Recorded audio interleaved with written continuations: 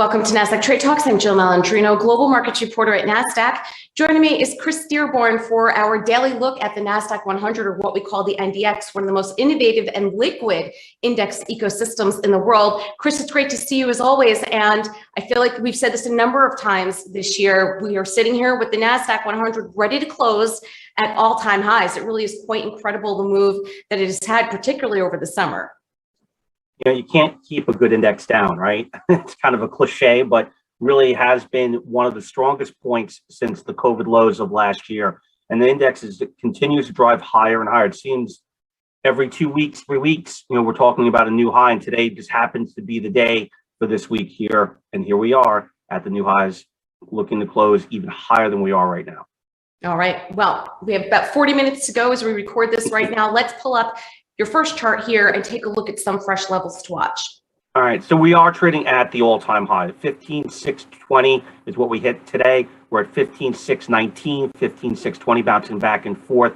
Very interesting chart, as you can see. Again, every time the stock has pulled back, the technicals have held supremely well and given investors an opportunity to buy in for the short-term ride higher. So a couple things on the chart to point out. I always talk about the relative strength index, RSI. It's a very momentum-driven indicator and very important here. We are hitting a 70 today.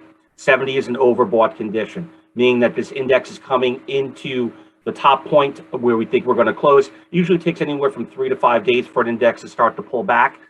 Often once it hits a relative strength of a 70, remember, 70 is overbought, 30 is oversold. Anything in between is a good indicator of where the index may go. However, once you get to 70, 72, 73, 74, look for the index to roll over a little bit as buying momentum exhausts itself at the near term. So key factors here on the pullback. Tight support sits at 15,420, followed by 15,300, and then 15,100. That's all 1 month indicators on a Fibonacci pullback. But if you look at the chart, the purple line, the main support level, which is held month in and month out, is 14,900, which is the 50-day simple moving average. If we get a major pullback, look for that area to hold.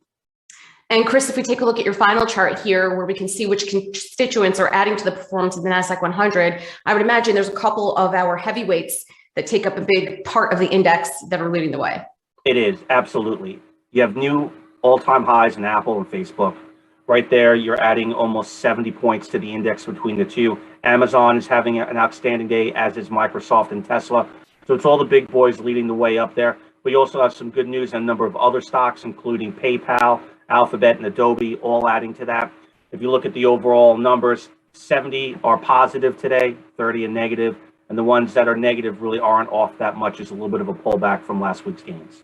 All right, Chris, appreciate the insight as always. Thanks for joining us on Trade Talks. I'm Jill Malandrino, Global Markets Reporter at Nasdaq.